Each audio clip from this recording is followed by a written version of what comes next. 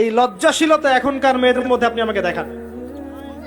এই লাজুক ভঙ্গিতে হেঁটে আসা মেয়েদের যে হাঁটাটাও পর্দা, মেয়েদেরকে কে বুঝাবে হাঁটার মধ্যেও পর্দা আছে?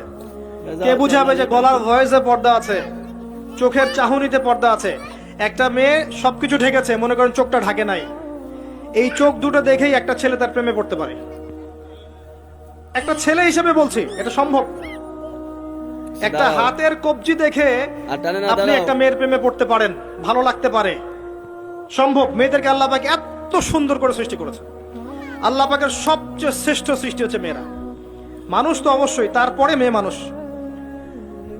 এই নারী আপনার হয় জান্নাতের মাধ্যম হবে, অথবা আপনার জীবনের সবচেয়ে বড় ফিতনা হবে। কারণ নবী সাল্লাল্লাহু আলাইহি ওয়াসাল্লাম বলেছেন, আমি পুরুষদের জন্য মহিলাদের চেয়ে বড় কোনো ফিতনা রেখে যাচ্ছি না। প্রচন্ড বড় ফিতনা হতে পারে, সাবধান। তো এখানে দেখেন মেয়ের হাঁটার বর্ণনা আল্লাহ পাক দিয়েছেন। এখনকার জেনারেশনে মেয়েদেরকে আপনি হাঁটা শেখান। রাস্তাঘাটে, শপিং মলসে, সব জায়গায় দেখবেন গেঞ্জি আর জিন্স আর টি শার্ট পরে, ফর্মাল পোশাক পরে, স্যুট বুট পরে ঘুরছে। মাঝে মাঝে পোশাকের এখানে ওখানে ফাড়া ছেঁড়া, এটাই নাকি স্টাইল। এমন পোশাক পরছে যেটা পরেও দেহের অঙ্গ